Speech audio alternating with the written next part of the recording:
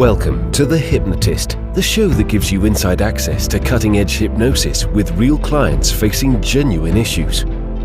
Brought to you by the hypnotherapist demanded by celebrities, CEOs, and even royalty, Adam Cox. These recordings took place live from Adam's clinic in London's world-famous Harley Street.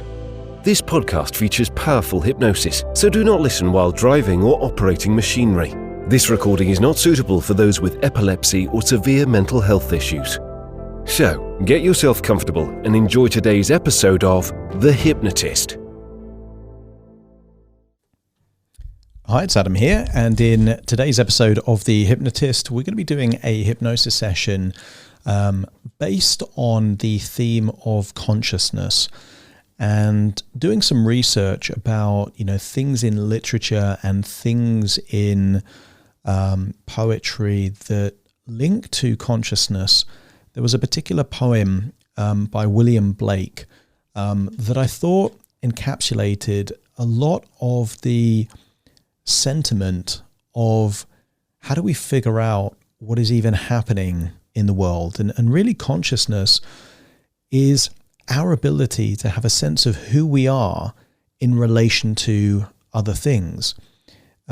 When people use phrases like someone's unconscious, what they mean is they're not aware of what's going on.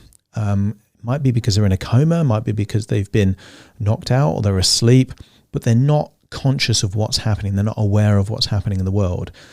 If I think about the conscious compared to the subconscious, hypnotically speaking, the conscious is those 7 plus or minus 2 things that you are aware of and can focus on in the moment. And they can be external things, using your senses, what you see, what you hear, what you feel, what you taste, what you touch. But they can also be internal things. And a lot of what I do in the world of hypnosis is get the people I'm working with to focus on their internal experience rather than their external experience. And that's their conscious focus, but getting their conscious focus on those intrinsic things enables me to take things from the subconscious into the conscious long enough for me to make a change.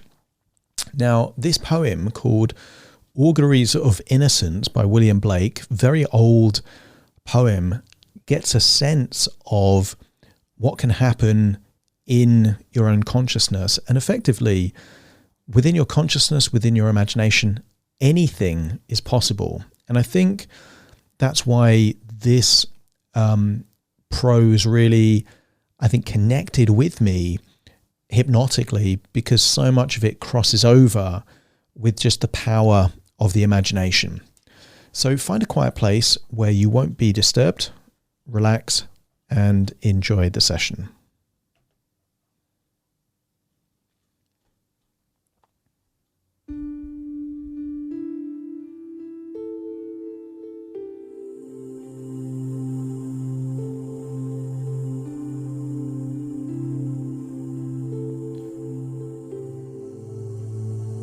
Take a deep breath in.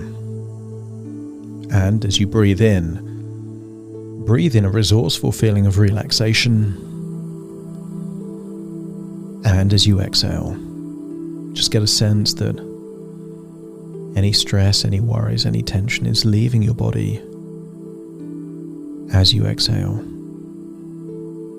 Continue to breathe in and breathe out, and if it's safe to do so, allow your eyelids to close. And as they close, notice that more of your attention is on my words, the meanings of those words, and whatever representations your imagination turns those words into. I want you to get a sense that your mind is infinitely powerful.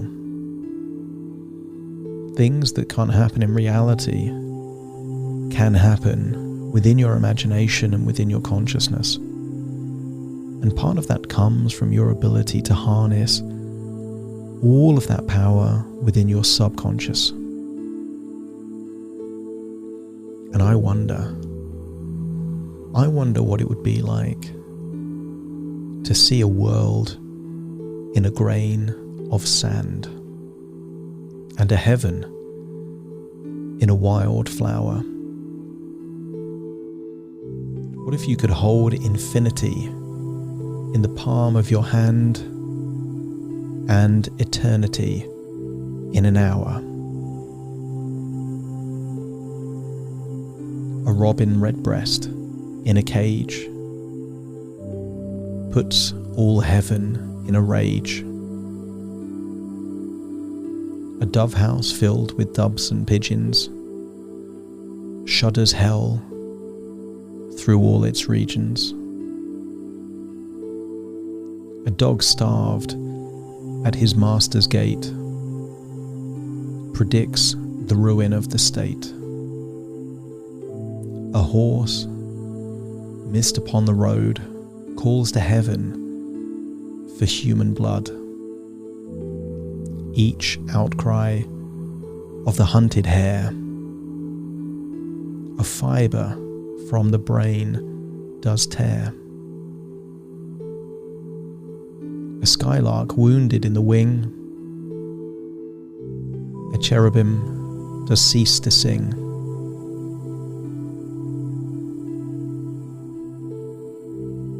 The game, cock clipped and armed for fight, does the rising sun affright.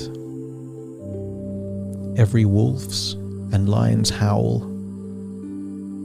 raises from hell a human soul. The wild deer, wandering here and there, keeps the human soul from care. The lamb, mised, breeds public strife, and yet forgives the butcher's knife. The bat that flits at close of eve has left the brain that won't believe. The owl that calls upon the night speaks the unbeliever's fright. He who shall hurt the little wren shall never be beloved by men. He who the ox to wrath has moved shall never be by woman loved.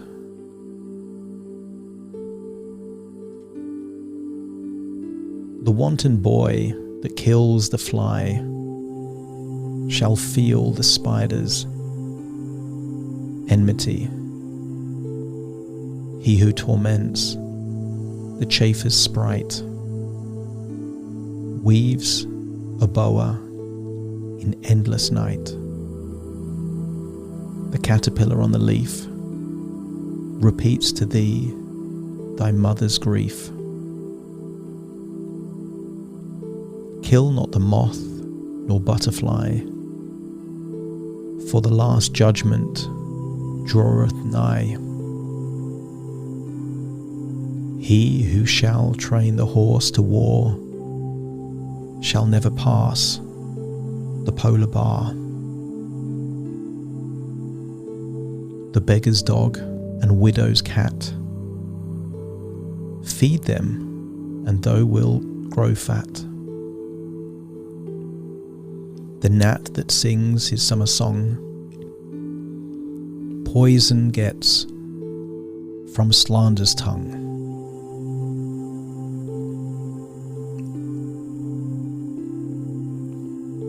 The poison of the snake and newt is the sweat of envy's foot. The poison of the honey bee is the artist's jealousy.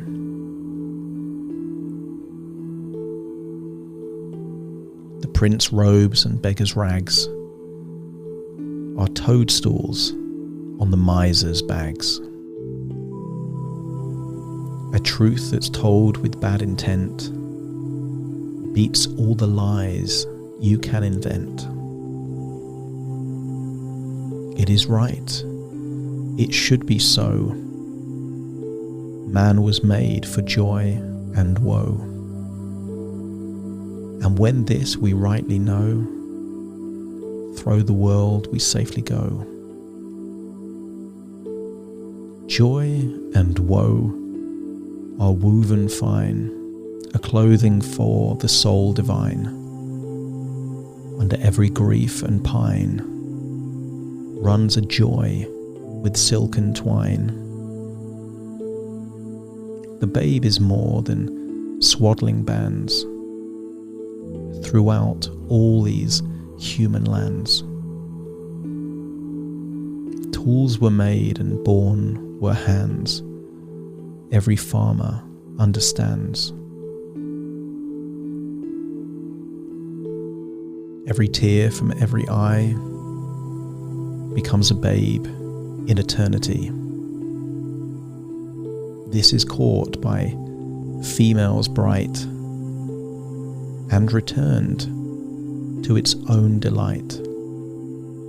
The bleat, the bark, bellow and roar are waves that beat on heaven's shore. The babe that weeps the rod beneath writes revenge in realms of death. The beggar's rags fluttering in air does to rags the heavens tear. The soldier, armed with sword and gun, palsied strikes the summer's sun. The poor man's farthing in worth more than all the gold on Afric's shore. One mite wrung from the labourer's hands shall buy and sell the miser's lands. Or, if protected from on high, does that whole nation sell and buy. And he who mocks the infant's faith shall be mocked in age and death. He who shall teach the child to doubt the rotting grave shall never get out. And he who respects the infant's faith triumphs over hell and death. The child's toys and the old man's reasons are the fruits of the two seasons. The questioner who sits so sly shall never know how to reply. He who replies to words of doubt doth put the light of knowledge out. The strongest poison ever known came from Caesar's laurel crown. Naught can deform the human race like the armour's iron brace. When gold and gems adorn the plough, to peaceful arts shall envy bow. A riddle, or the cricket's cry, is to doubt a fit reply. The emmet's inch and eagle's mile make lame philosophy to smile. He who doubts from what he sees will never believe. Do what you please. If the sun and moon should doubt, they'd immediately go out.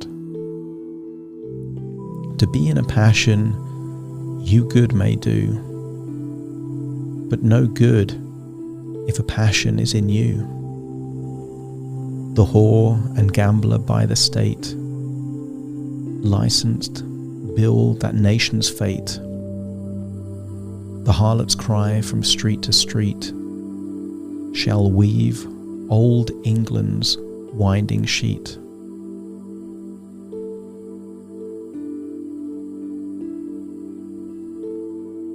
The winners shout, the losers curse, dance before dead England's hearse. Every night and every morn some to misery are born. Every morn and every night, some are born to sweet delight. Some are born to sweet delight, and some are born to endless night. We are led to believe a lie when we see not through the eye, which was born in a night to perish in a night, when the soul slept in beams of light. God appears and God is light to those poor souls who dwell in the night. But does a human form display to those who dwell in realms of day?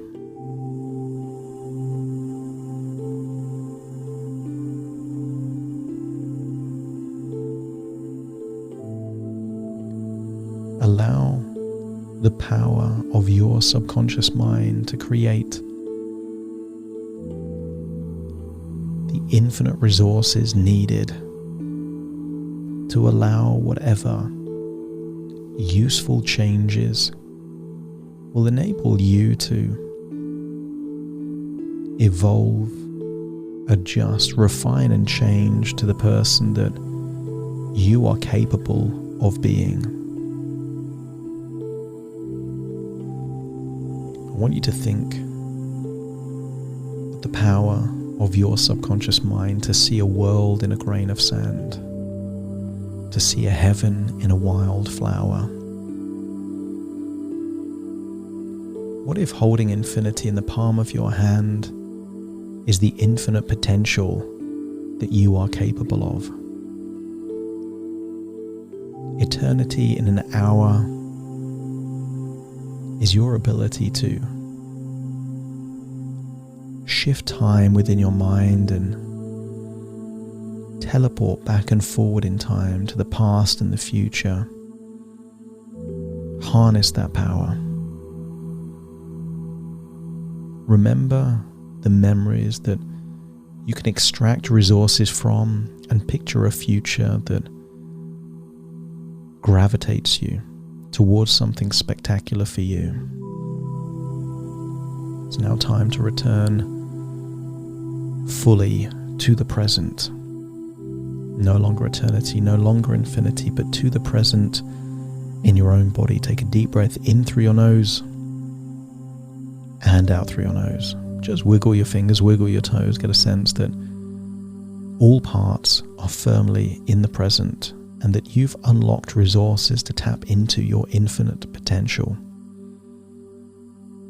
Now I will count from 1 to 10 to awaken you. You will awaken feeling resourceful and powerful. Starting to count to awaken you.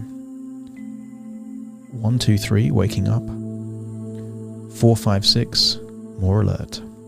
7, 8, open your eyes, open your eyes. 9, 10, wide awake, wide awake, wide awake.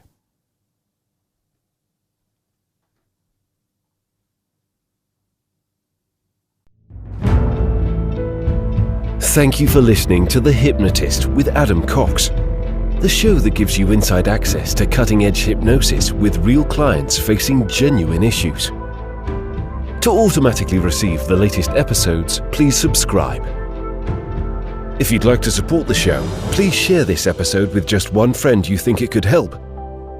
And if this episode helped you, please leave us a 5-star review.